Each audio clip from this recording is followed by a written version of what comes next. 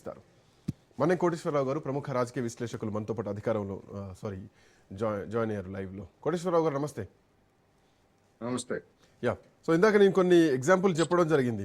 రబ్రీదేవి ఓడిపోయింది ఆనాడు బీహార్లో, ఆ తర్వాత అంతకుముందు ఎలక్షన్స్లో మమతా బెనర్జీ ఓడిపోయారు, ఆ తర్వాత కేసీఆర్ కూడా ఓడిపోయారు. అంటే కామారెడ్డి లాంటి రెండవ నియోజకవర్గం తీసుకొని ఓడిపోయినట్టు, ఈవెన్ కల్వకుర్తి ఆ రోజు ఎన్టీఆర్ కూడా రెండో నియోజకవర్గం కాబట్టి ఓటమి పాలయ్యారు. బట్ ఒక స్టేచర్ ఉన్నటువంటి వ్యక్తులు ఓటమి పాలని ఎట్లా చూడాలి?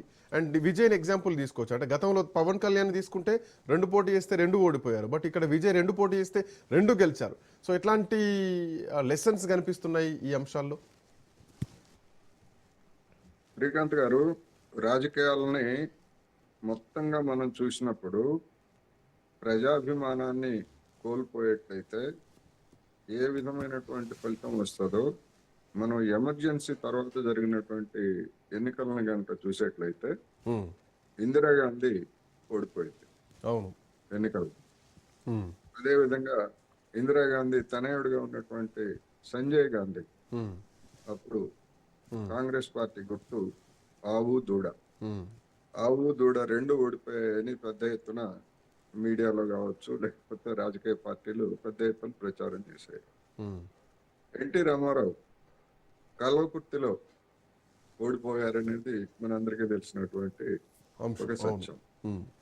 అందుకని ప్రజా ఆదరణ కావచ్చు, ప్రజా వ్యతిరేకత కావచ్చు, ఎంతటి పెద్ద నాయకులకైనా ఎలాంటి చేదు అనుభవాలని మిగిల్చాయి. మరి వాటి నుంచి ఏ రాజకీయ నాయకుడైనా నాయకురాలైనా కానీ గుణపాఠం తీసుకోకపోయేట్లయితే ఇప్పుడు తాజాగా జరిగినటువంటి మమతా బెనర్జీ పరాభవం, అదేవిధంగా స్టాలిన్ పరాభవం మనకి 2 ప్రత్యక్షమైనటువంటి ఉదాహరణలు. అంతకుముందు మీరు చెప్పినట్టుగానే కేసీఆర్.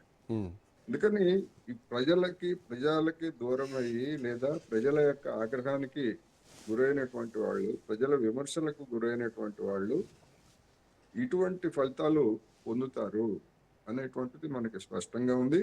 అయితే ఎప్పుడు ఇలాంటి ఫలితాలు ఎప్పుడు వస్తాయంటే ప్రత్యర్థులు బలంగా ఉన్నటువంటి సమయంలో ఇలాంటి ఫలితాలు వస్తాయి.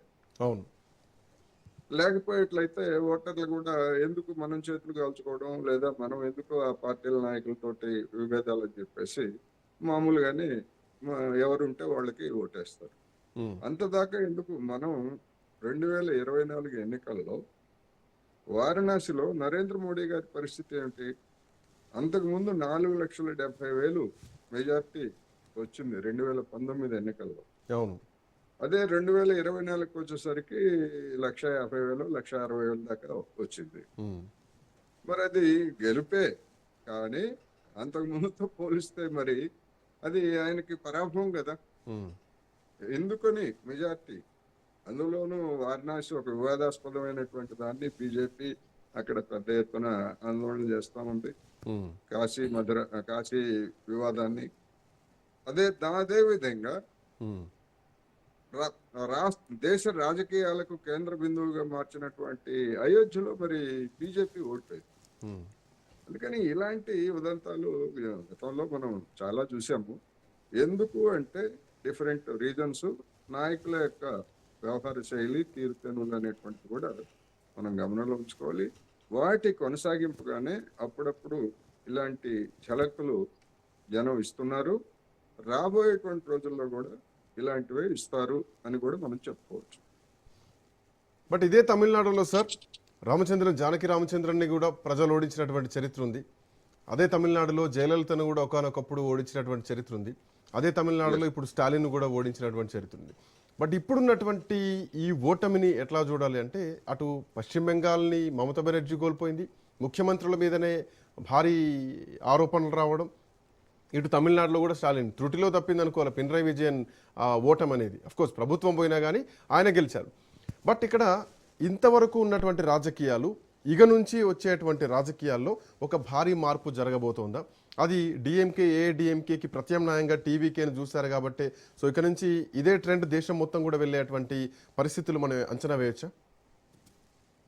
భిన్నమైనటువంటి సామాజిక పరిస్థితులు, భిన్నమైనటువంటి ప్రాంతాలు, అదేవిధంగా చైతన్యం కూడా భిన్నమైనటువంటి భిన్నంగా ఉన్నటువంటి మన దేశంలో దేశం మొత్తం మీద ఇదే విధంగా జరుగుతుంది అనేటువంటిది చెప్పడానికి లేదు.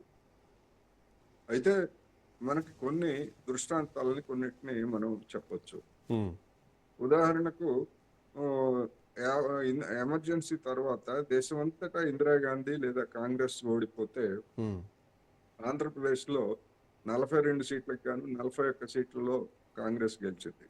అవును, ఇక్కడ ఒక భిన్నమైనటువంటి తీర్పు ఇచ్చారు. అవును, ఎందుకు అంటే ఎమర్జెన్సీ అత్యాచారాలు కావచ్చు, లేకపోతే ఎక్సెస్ ఏదైతే అతిగా ప్రవర్తించినటువంటివి మిగతా రాష్ట్రాల్లో లేనంతగా జరిగినంతగా ఆ రోజు ఆంధ్రప్రదేశ్ లో జరగకపోవడానికి ఒక అవును, కారణం. అందుకని ఇక్కడ కొంతమంది కమ్యూనిస్ట్ పార్టీ సిపిఎం నాయకుల్ని, లేదా కొంతమంది ఆనాడు జనసంఘంగా ఉన్నటువంటి వాళ్ళని, లేదా ఆర్ఎస్ఎస్ నాయకుల్ని కొంతమందిని అరెస్ట్ చేసి జైల్లో పెట్టినప్పటికీ ఉమ్, అవి ప్రధాన పార్టీలుగా ఆ రోజు రాజకీయ రంగంలో లేవు గనుక జనం కూడా పెద్దగా పట్టించుకోలేదు. అవును, రెండోది, జనం మీద జరిగినటువంటి దాడులు కూడా ఉత్తరాదితో పోలిస్తే చాలా తక్కువ ఉన్నాయి. ఉమ్, అందుకని అదే విధమైనటువంటి పరిస్థితిని మనం చూసాం. ఇప్పుడు ఉమ్, తమిళనాడులో విజయ్ రూపంలో వచ్చినటువంటి ఈ యొక్క ఈ సంచలనాన్ని ఎట్లా చూడాలి ఏమిటనేటువంటిది అనేక మంది తమ తమ కోణాల్లో చెప్తున్నారు. అవును, ఆ కోణాలన్నింటినీ మనం నేను చెప్పిందే కరెక్ట్ అని నేనైతే అనట్లేదు. Of course. అంటే ఎవరి వ్యూ వాళ్ళది. ఎవరి వ్యూ వాళ్ళది. ఇతరులు Point, చెప్పిన point. దాన్ని కూడా మనం దానిలో ఉన్నటువంటి పాజిటివ్ నెగిటివ్స్ ని కూడా మనం తీసుకోవాలనేది ఒకటి. ఎందుకు విజయ్ ఈ విధమైనటువంటి సింగిల్ బిగ్గెస్ట్ గా వచ్చాడు అనేటువంటి దానికి వచ్చేసరికి, విజయ్ పోటీ అనగానే అతనికి ఉన్నటువంటి స్టార్డమ్ చూసి అటు బీజేపీ వాళ్ళు, కాంగ్రెస్ వాళ్ళు, అన్నా డిఎంకే వాళ్ళు అందరూ అతన్ని ఉపయోగించుకోవాలని చూశారు. అవును, అయితే అతను ఏంటంటే, లేదు లేదు, నేను ఎవరికి ఉపయోగపడను, నాకు ఆ పార్టీలు నాకు ఉపయోగపడాలి, ఉమ్, నన్ను ముఖ్యమంత్రిగా చేయాలనేటువంటి డిమాండ్ మొదటి నుంచి అతనిది. అందుకని ఆ పార్టీలతోటి సర్దుబాట్లు అనేవి కూడా కుదరలేదు. ఒక దశలో మనం కనుక చూస్తే విజయ్ తోటి సంప్రదింపులకి వెళ్ళినటువంటి బీజేపీ నాయకుల్ని ఆ పార్టీ సస్పెండ్ చేసింది. అవును, మీరు కేంద్ర పార్టీ విధానానికి వ్యతిరేకంగా మీరు ఎట్లా మాట్లాడతారని సస్పెండ్ చేసింది. ఉమ్, అటువంటి వైపరీత్యం కూడా మనం తమిళనాడులో చూసాం.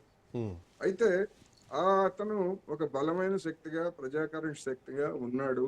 అతని సభలకి లక్షలాది మంది వస్తున్నారు. ఇవన్నీ చూసిన తర్వాత అతన్ని బ్లాక్ మెయిల్ చేసి తమ వైపు తిప్పుకోవడానికి కేంద్రంలో ఉన్నటువంటి బీజేపీ పెద్దలు సెన్సార్ బోర్డు ద్వారా అతని సినిమాని విడుదల కానివ్వకుండా అడ్డుకున్నారు. అది పెద్ద నెగిటివ్ ప్రచారం అతనికి వ్యతిరేకంగా. కేంద్రం అవును, అవును, డిఎంకే కావచ్చు, బీజేపీ కావచ్చు, రాష్ట్ర ప్రభుత్వానికి వచ్చేసరికి డిఎంకేకి దానిలో పెద్ద పాత్ర ఉన్నది. ఉమ్, ఆ విధంగా చేశారు. అదేవిధంగా అతని వ్యక్తిగత జీవితానికి సంబంధించి కూడా అనేకమైనటువంటి నెగిటివ్ అంశాలు చేశారు. అయితే సినిమా రంగంలో ఉన్నటువంటి వాళ్ళ గురించి, సినిమా తారలు, హీరోలైనా హీరోయిన్లైనా వాళ్ళ యొక్క వ్యక్తిగత ప్రవర్తన ఎట్లా ఉంటుంది ఏమిటి అనేటువంటిది తమిళనాడులో అందరికీ తెలుసు, వాస్తవం, దేశం అవును. అంతటికీ తెలుసు. అందరికంటే తమిళనాడులో ఎక్కువగా బాగా తెలుసు. ఎందుకంటే ఆ పార్టీలే సినిమా పార్టీలు కదా. డిఎంకే అయినా సినిమా పార్టీనే, అన్నా డిఎంకే అయినా సినిమా పార్టీనే. ఇప్పుడు అంటే సార్ ఇక్కడ